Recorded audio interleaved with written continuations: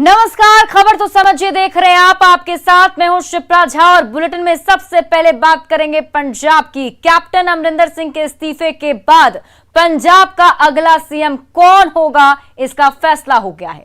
कई घंटों की माथापच्ची के बाद कांग्रेस ने सीएम पद के लिए चरणजीत सिंह चन्नी का नाम फाइनल कर दिया।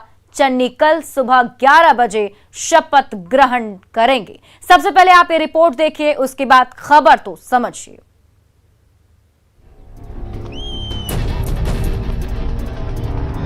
कैप्टन अमरिंदर सिंह के इस्तीफे के बाद जारी ऊहापोह के बीच कांग्रेस आलाकमान ने सीएम पद के लिए चरणजीत सिंह चन्नी के नाम पर मुहर लगा दी। कैप्टन के बाद अब चरणजीत सिंह चन्नी पंजाब के अगले मुख्यमंत्री होंगे। रविवार को सीएम पद पर नाम फाइनल होने के बाद चरणजीत सिंह चन्नी ने राजभवन जाकर पंजाब के राज्यपाल से मुलाकात की और उन्हें कांग्रेस विधायक दल का नया नेता चुने जाने की जानकारी दी। गवर्नर साहब ने कल 11 बजे सौ चक्कण का टाइम दिता है। कल 11 बजे ओथ टेकिंग सेरेमनी होएगी। बता दें कि पंजाब कांग्रेस में काफी दिनों से चले आ रहे सियासी घमासान के बाद शनिवार को कैप्टन अमरिंदर सिंह ने सीएम पद से इस्तीफा दे दिया था। इस इस्तीफे के बाद पंजाब सीएम के तौर पर कई लोगों के नाम पर चर्चा होने लगी। रविवार को सुखजिंदर रंधावा का नाम भी खूब चला, लेकिन आखिरी मौके पर चन्नी के नाम की घोषणा कर दी गई। कांग्रेस आलाकमान के फैसले के बाद चरणजीत सिंह चन्नी पंजाब के पहले दलित सीएम होंगे। चन्नी 2015 से 2016 तक पंजाब विधानसभा में विपक्ष के नेता रहे। कैप्टन अमरिंदर सिंह की सरकार में भी वो कैबिनेट मंत्री थे। चन्नी पंजाब के चमकौर साहिब से लगातार 3 बार विधायक हैं। पंजाब में 32% दलित वोटर है। ऐसे में अब चन्नी के सहारे कांग्रेस ने अगले साल होने वाले विधानसभा चुनाव को ध्यान में रखकर यह दलित कार्ड खेल दिया है। लेकिन कांग्रेस का ये दलित कार्ड कितना चलेगा, ये विधानसभा चुनाव में ही पता चलेगा, क्योंकि कांग्रेस में कलह के बाद ये सत्ता परिवर्तन हुआ है और ये कलह कितना नुकसान पहुंचाएगी, ये 2022 में ही पता चलेगा। Bureau report, news 18 network. और चलिए अब जरा इस खबर के मायने को समझते हैं। देखिए, पंजाब में दलितों की जनसंख्या ज्यादा है और इसीलिए ये फेरबदल कहीं ना कहीं किया गया है। पंजाब में 32% दलित वोटर हैं। ध्यान से सुनिएगा, दलित फीसद जो हैं वो 32% हैं पूरे पंजाब में। चरणजीत सिंह चन्नी दलित समाज से आते हैं। चमकौर साहिब से लगातार 3 बार एमएलए हैं। अगले साल चुनाव में दलित कार्ड खेलने का दांव भी इसके जरिए खेला गया है। मतलब साफ है कि अगले साल होने वाले चुनाव में जो कांग्रेस है वो अपनी तरफ से चरणजीत चन्नी को आगे करके दलित वोटरों को साधने की कोशिश कर रही है। बढ़ते आगे, वैक्सीनेशन को लेकर बिहार ने एक और कीर्तिमान स्थापित कर लिया है। आज टीकाकरण का आंकड़ा 5 करोड़ के पार हो गया। इसे लेकर प्रदेश के स्वास्थ्य मंत्री मंगल पांडे ने प्रदेशवासियों को बधाई दी है। हेल्थ मिनिस्टर ने कहा कि इस महीने के अंत तक 5.5 करोड़ का आंकड़ा पार कर लिया जाएगा। टीके की लगातार आपूर्ति के लिए भारत सरकार का भी उन्होंने आभार जताया है। आपको बता दें कि 17 सितंबर को बिहार में 30 लाख से अधिक लोगों को वैक्सीन लगाई गई थी।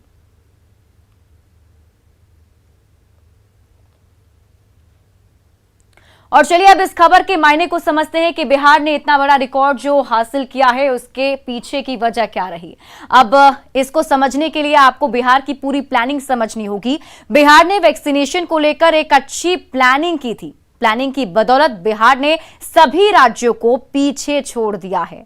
बिहार में 6 महीने में 6 करोड़ लोगों को टीका देने का लक्ष्य है और 3 महीने में ही बिहार ने 5 करोड़ टीकाकरण का लक्ष्य पूरा कर लिया है और अब बिहार के सामने मात्र 1 करोड़ लोगों को ही टीका लगाने का लक्ष्य है। तो बिहार ने जिस तरीके से अपनी पूरी प्लानिंग करके वैक्सीनेशन ड्राइव चलाया, वैक्सीनेशन को बढ़ाया, उससे बिहार ने एक बड़ा कीर्तिमान स्थापित कर लिया है। बढ़ते आगे, वैशाली में एक स्कूली छात्रा के साथ बदमाशों ने हैवानियत की सारी हदें पार कर दी। 10वीं की छात्रा को पहले अगवा किया गया, फिर उसके साथ गैंगरेप किया गया। हवस के दरिंदों ने छात्रा का खून भी कर दिया। लड़की का शव पानी में डूबा हुआ मिला और वारदात के 5 दिन बीत जाने के बाद भी पुलिस के हाथ खाली हैं। जिले से लेकर इलाके के लोगों में काफी आक्रोश देखने को मिल रहा है। पहले आप ये रिपोर्ट देखिए, फिर खबर तो समझिए।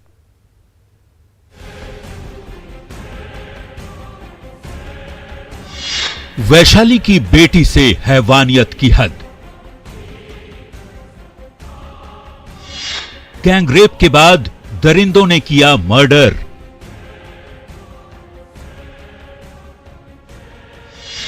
पांच दिन बाद भी पुलिस के हाथ खाली। न्याय के लिए सड़क पर उतरे लोग।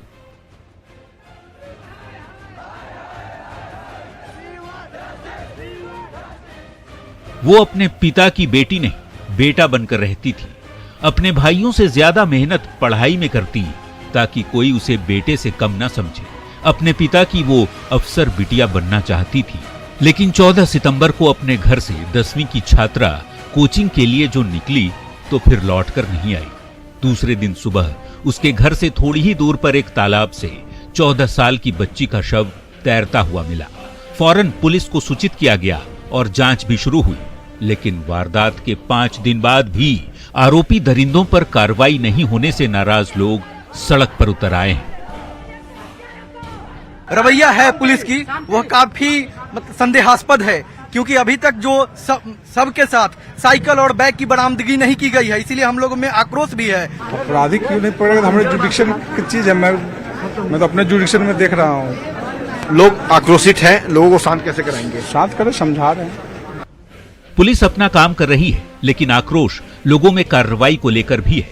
वैशाली समस्तीपुर जिले की सीमा पर स्थित इस गांव में कलेजे पर पत्थर रखकर पीड़ित पिता अपनी बिटिया का अंतिम संस्कार की रस्में पूरी कर रहे हैं, लेकिन गांव पहुंची न्यूज़ 18 के जरिए अपनी पीड़ा भी साझा कर रहे हैं।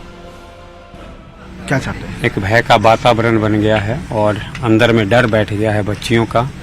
सवाल एक मेरी बेटी के चले जाने से खत्म नहीं हो जाता है, ये डर खत्म हो हर बेटी के दिल से, ये व्यवस्था अपेक्षा करते हैं हम सरकार प्रशासन दोनों से।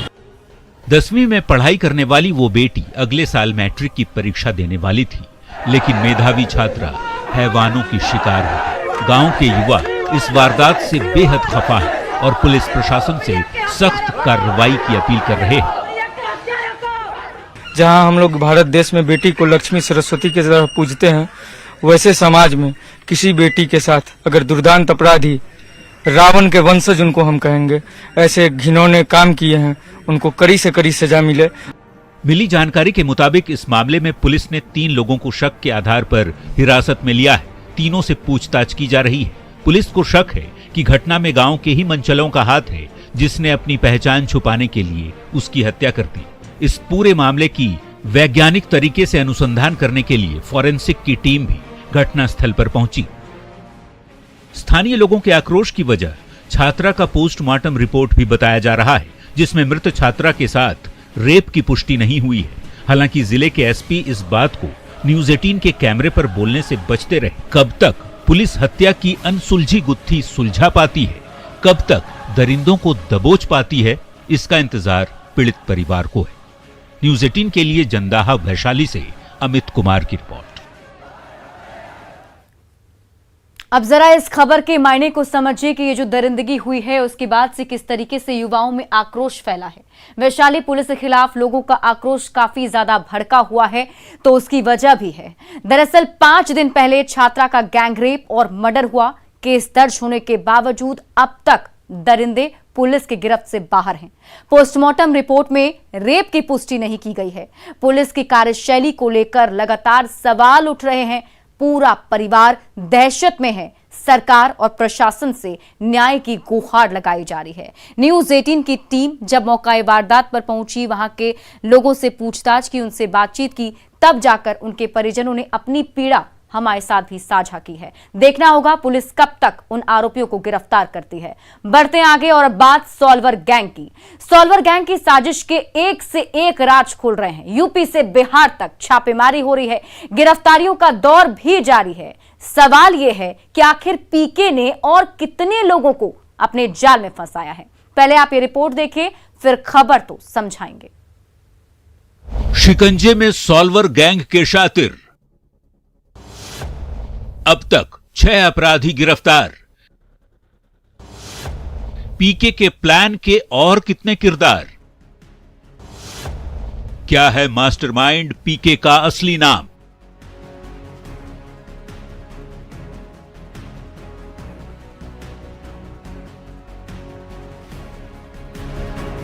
सॉल्वर गैंग के खुलासे के बाद एक एक कर कड़ियां जुड़ने लगी हैं। यूपी से लेकर बिहार तक गिरफ्तारियों का दौर जारी है। खुलासे के बाद से अब तक 6 आरोपी पुलिस के शिकंजे में आ चुके हैं।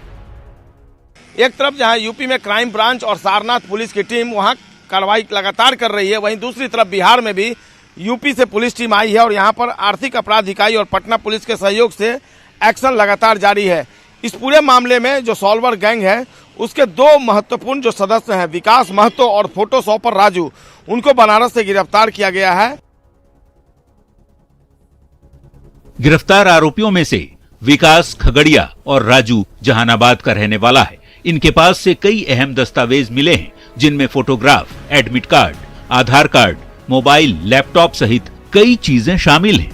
बड़ी बात यह है कि मास्टरमाइंड पीके की पहचान भी हो चुकी है। जानकारी में खुलासा हुआ है कि छपरा का रहने वाला पीके पटना के पाटलिपुत्र में रहता है और उसका असली नाम नीलेश सिंह है। इस पूरे मामले का जो मास्टरमाइंड है पीके, उसके बारे में अहम जानकारी ये दी है कि जो पीके है वह मूल रूप से पटना में पाटलिपुत्र कॉलोनी इलाके में रहता है और इसी जानकारी पर पटना में भी छापेमारी की गई थी। पटना पुलिस आर्थिक अपराध इकाई यूनिट और इसके अलावा यूपी की पुलिस ने छापेमारी की थी। हालांकि फिलहाल वह फरार बताया जाता है, लेकिन उसके बारे में यह जानकारी मिली है कि वह मूल रूप से छपरा जिले का रहने वाला है। 6 गिरफ्तारी और पीके की पहचान के बाद अब सबसे बड़ी चुनौती पीके को गिरफ्तार करना है, क्योंकि यही वो व्यक्ति है जो फर्जी तरीके से लोगों को शिकंजे में फंसाता था। उम्मीद है कि पीके जल्द ही पुलिस के हाथ होगा, जिससे इस गैंग के अपराध की गहराई कितनी है इसका पूरी तरह से खुलासा हो सके।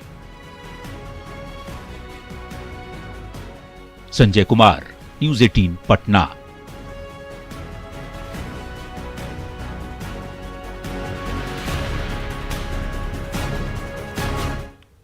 और चलिए अब इस खबर के मायने को समझते हैं कि ये गैंग किस तरीके से काम कर रहा था, इस गैंग में कौन कौन लोग शामिल थे और पुलिस की जो तफ्तीश है वो अब तक कहां तक पहुंची है। दरअसल देखिए, परीक्षा के नाम पर छात्रों को फंसाने का खेल खेला जा रहा है। कई छात्रों को सॉल्वर गैंग अपनी जाल में फंसा लेता है। यूपी से लेकर बिहार तक गिरफ्तारियों का दौर जारी है। गिरोह के सरगना पीके की पहचान हो चुकी है, जो एक बड़ी उपलब्धि है। इसके बाद जो तफ्तीश होगी, जो पूछताछ होगी पीके से, उसके बाद और भी खुलासे हो सकते हैं। पुलिस के गिरफ्त से अब तक नीलेश सिंह लेकिन फरार है। अब देखना यह होगा कि कब तक पुलिस पीके को यानी कि नीलेश सिंह को गिरफ्तार करती है और इस मामले से आगे जो इसमें अपडेट होता है वो क्या कुछ सामने आता है। बढ़ते आगे, रांची रिम्स से फिर एक बार एक कैदी फरार हो गया है। 8 महीने के भीतर ये दूसरी घटना है जब रिम्स में इलाज कराने पहुंचा कैदी फरार हो गया। पहले आप ये रिपोर्ट देखिए, फिर खबर तो समझिए।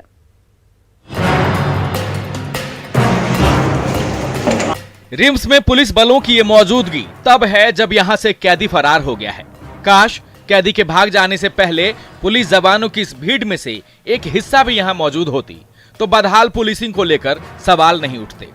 होटवार जेल में बंद कैदी कृष्ण मोहन झा की तबीयत खराब होने के बाद रिम्स तो इलाज के लिए भेज दिया गया, लेकिन आईसीयू के बाहर सुरक्षा के कोई इंतजाम नहीं किए गए और नतीजा ये हुआ कि इलाज कराने जो कैदी यहाँ पहुंचा था वो मौका देखकर फरार हो गया।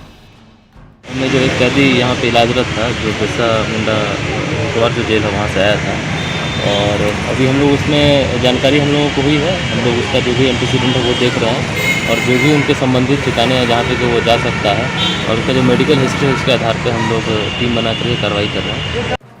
रिम्स से कैदी के फरार होने की साल भर में ये दूसरी वारदात है और इस तरह के वारदात अगर लगातार होते रहे तो राज्य के पुलिसिंग की बदहाल व्यवस्था पर सवाल भी उठते हैं और सवाल विपक्षी दल बीजेपी ने उठाए हैं। अब एक नजर में ये भी जान लीजिए कि अब तक कितने कैदी रिम्स में इलाज के दौरान फरार हुए हैं।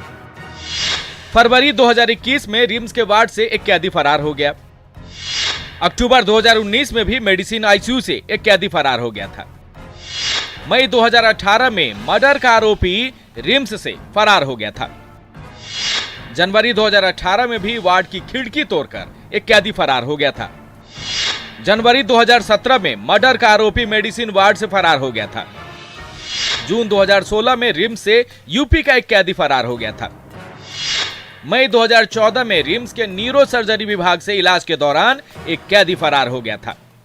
जब रिम्स से पुलिस सुरक्षा के बावजूद एक दुर्दांत नक्सली फरार हो गया और उस दुर्दांत नक्सली के ऊपर हत्या, लैंडमाइन ब्लास्ट के अतिरिक्त बहुत संगीन आरोप थे और उसका रिम्स जैसे हाई सिक्योरिटी जोन से फरार होना बहुत सारे सवालों को जन्म देता और पूरे राज्य की जो पुलिसिंग है उसको दिखाता। रिम्स से कैदियों के फरार होने के ये आंकड़े सामने हैं।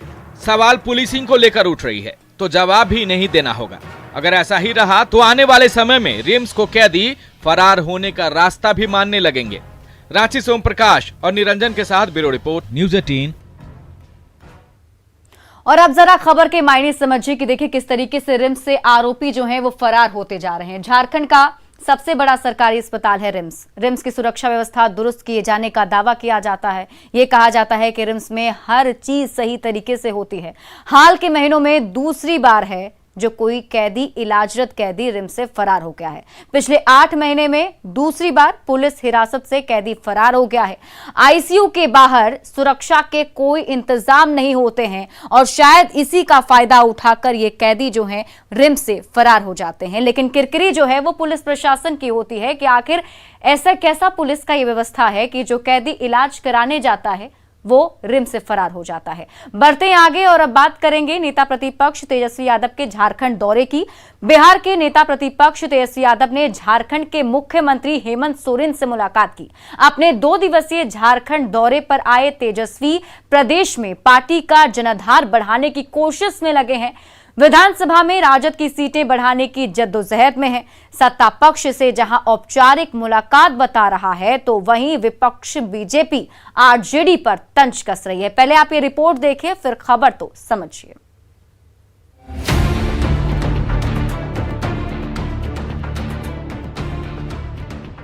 रांची में मुख्यमंत्री आवास पर बिहार के नेता प्रतिपक्ष तेजस्वी यादव ने सीएम हेमंत सोरेन से मुलाकात की। तेजस्वी के साथ झारखंड के श्रम मंत्री सत्यानंद भोक्ता भी मौजूद थे। भोक्ता प्रदेश में राजद के एकमात्र विधायक हैं जिन्हें गठबंधन के तहत हेमंत कैबिनेट में मंत्री बनाया गया है। मुलाकात की तस्वीर को हेमंत सोरेन और तेजस्वी यादव दोनों ने ही ट्विटर पर पोस्ट किया। झारखंड के मुख्यमंत्री हेमंत सोरेन ने तेजस्वी यादव को भाई बताया। उन्होंने ट्वीट कर लिखा, बिहार के पूर्व उप मुख्यमंत्री और बिहार विधानसभा में नेता प्रतिपक्ष युवा नेता तेजस्वी यादव भाई से आवास में मुलाकात हुई। कोई आश्चर्य की बात नहीं है और कोई नई बात भी नहीं है। सभी पार्टियां अपने अपने संगठन को मजबूत करने की दिशा में काम करती है और उसी दिशा में आज यहाँ पर तेजस्वी यादव और उसी क्रम में वो राज्य के मुख्यमंत्री माननीय हेमंत सोरेन जी से भी उनकी मुलाकात हुई है। कांग्रेस के लोगों से भी उनकी मुलाकात हुई है। झारखंड प्रदेश कांग्रेस के अध्यक्ष राजेश ठाकुर ने भी तेजस्वी यादव से मुलाकात की। तेजस्वी शनिवार को ही रांची आए थे। उनका ये दौरा झारखंड में 2024 में होने वाले विधानसभा चुनाव को लेकर अपनी पार्टी को मजबूत बनाने की कवायद को लेकर देखा जा रहा है। सत्ता पक्ष की ओर से इस मुलाकात को औपचारिक बताया जा रहा है तो बीजेपी ने तेजस्वी और हेमंत की मुलाकात पर तंज कसते हुए कहा है कि तेजस्वी यादव के पिता बिहार के बंटवारे के खिलाफ थे, लेकिन आज इन्हें झारखंड की चिंता सता रही है। और मेरी लाश पर झारखंड बनेगा, ये लालू यादव का बयान था। विधानसभा में प्रस्ताव को कई बार विरोध किया और आज जब झारखंड बन गया तो विधवा विलाप करने के लिए चले आ रहे हैं। झारखंड की चिंता हो गई उनको। ये लोग झारखंड विरोधी हैं, झारखंड विरोधी। झारखंड में संगठन और गठबंधन की मजबूती को लेकर तेजस्वी यादव का फोकस है। दरअसल अगले विधानसभा चुनाव में राजद की पकड़ को मजबूत करने के लिए तेजस्वी अभी से ही झारखंड पर ध्यान दे रहे हैं। चूंकि हेमंत सरकार में आरजेडी शामिल है, लिहाजा गठबंधन को मजबूत करने की कोशिश भी की जा रही है। वैसे तेजस्वी और हेमंत की मुलाकात से सियासी गलियारे में चर्चाओं का बाजार गर्म जरूर है। न्यूज 18 के लिए रांची से निरंजन और ओम प्रकाश की रिपोर्ट। हेमंत सोरेन से तेजस्वी यादव की मुलाकात के मायने क्या हैं, इसकी खबर समझेंगे हम लोग। वो इसलिए क्योंकि देखिए, भले ही इसको सत्ता पक्ष औपचारिक मुलाकात बता रहा हो, लेकिन इसके सियासी मायने भी हैं। झारखंड में अगले विधानसभा चुनाव पर आरजेडी की नजर है। खोए हुए जो जनाधार हैं उसको वापस लाने की चुनौती है। फिलहाल राजद का एकमात्र विधायक है। हेमंत ने हाल ही में भोजपुरी मगही भाषा पर बयान दिया था। बयान से मचे घमासान को पाटने की भी कोशिश के तौर पर तेजस्वी यादव और हेमंत सोरेन की इस मुलाकात को देखा और समझा जा सकता है। भले ही इसे औपचारिक मुलाकात कहा जा रहा हो, लेकिन तेजस्वी यादव झारखंड में अपनी खोई हुई जमीन तलाशने की कोशिश कर रहे हैं, क्योंकि अभी उनका सिर्फ और सिर्फ एक ही विधायक विधानसभा में मौजूद है। चलिए, और इसी के साथ आज के इस बुलेटिन में अभी के लिए बस इतना ही। लेकिन न्यूज 18 बिहार झारखंड पर खबरों का सिलसिला लगातार जारी है।